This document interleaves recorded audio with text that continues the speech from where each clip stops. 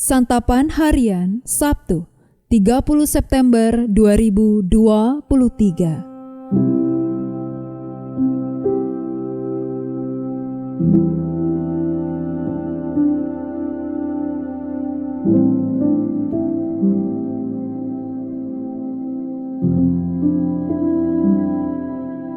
Inilah program Santapan Harian, sebuah program yang mengajak Anda menelusuri isi Alkitab, agar Anda menemukan makna firman Tuhan sesuai dengan konteksnya. Santapan Harian tertuju bagi Anda yang ingin memiliki kehidupan rohani yang segar, kuat, dan sigap. Hari ini kita akan membaca Yehezkiel pasalnya yang ke-25, ayat yang pertama hingga ayatnya yang ke-11. Namun sebelumnya, mari kita berdoa. Bimbinglah kami ya Sang Gembala yang agung dalam perenungan kebenaran sabda-Mu. Dalam Kristus Yesus kami berserah. Amin.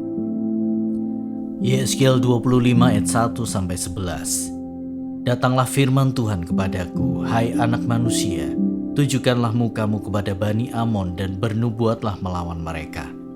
Katakanlah kepada Bani Amon, dengarlah firman Tuhan Allah. Beginilah firman Tuhan Allah, oleh karena engkau menyerukan syukur mengenai tempat kudusku, waktu kekudusannya dilanggar, dan mengenai tanah Israel waktu itu dijadikan sunyi sepi, dan mengenai kaum Yehuda waktu mereka harus pergi ke dalam pembuangan. Oleh sebab itu sungguh, aku menyerahkan engkau kepada orang dari sebelah timur menjadi miliknya. Mereka akan mendirikan perkemahannya padamu dan membangun tempat kediamannya. Mereka akan memakan buah-buahanmu dan meminum susu ternakmu.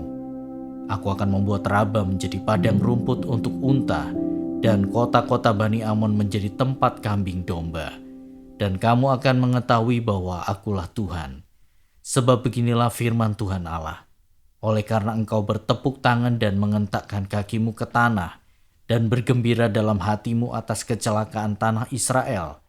Oleh sebab itu sungguh, aku akan mengacungkan tanganku melawan engkau, dan menyerahkan engkau menjadi jarahan bagi suku-suku bangsa, dan melenyapkan engkau dari tengah bangsa-bangsa, dan membinasakan engkau dari negeri-negeri.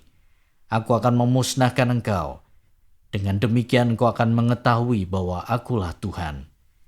Beginilah firman Tuhan Allah. Oleh karena Moab berkata, sungguh kaum Yehuda adalah sama dengan semua bangsa lain. Oleh sebab itu sungguh, aku akan membiarkan dataran tinggi Moab terbuka dengan runtuhnya kota-kotanya. Ya, kota-kotanya tanpa terkecuali, yaitu kepermaian negeri itu, Bet Yeshimot, Baal-Meon, dan Kiryataim. Aku akan menyerahkan dia bersama Bani Amon kepada orang dari sebelah timur menjadi miliknya, supaya Bani Amon jangan diingat-ingat lagi di antara bangsa-bangsa. Aku akan menjatuhkan hukuman kepada Moab, dan mereka akan mengetahui bahwa akulah Tuhan.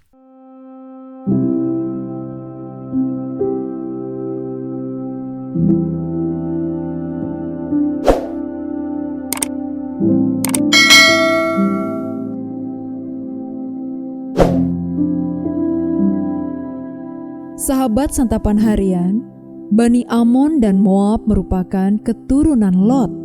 Sayangnya, mereka juga adalah bangsa yang hidup dengan tidak mengenal Allah. Mereka sangat menginginkan kehancuran Israel, bahkan bergembira ketika Allah menghukum Israel. Mereka melihat selumbar di mata saudaranya, namun tak menyadari ada balok di mata sendiri. Allah menuntut keadilan kepada musuh bangsa Israel dengan memerintahkan Nabi Yehezkiel menyampaikan tuntutan penghakimannya bagi Amon dan Moab. Allah menghukum mereka karena telah mengutuk, menghina, dan bergembira atas kehancuran bangsa Israel. Bahkan Allah sendirilah yang maju berperang melawan Amon dan Moab. Allah menyerahkan mereka ke dalam tangan kerajaan yang lebih besar, yaitu Babel. Mereka dijarah dan dihancurkan oleh Babel. Bangsa Israel adalah umat pilihan yang dikasihi Allah. namun mereka malah berontak dan hidup dalam dosa sehingga Allah memutuskan untuk menghukum mereka. Hukuman itu untuk mendisiplinkan mereka agar tidak dikuasai oleh dosa. Meskipun Allah menghukum, namun Ia tidak membiarkan umat-Nya dihina. Terkadang dengan ataupun tanpa kita sadari, kita melukai saudara kita dengan perkataan dan perbuatan kita. Kita menganggap mereka pantas menerima hukuman dari Tuhan karena kita menilai bahwa mereka banyak dosa. Padahal kita pun pantas dihukum karena dosa kita.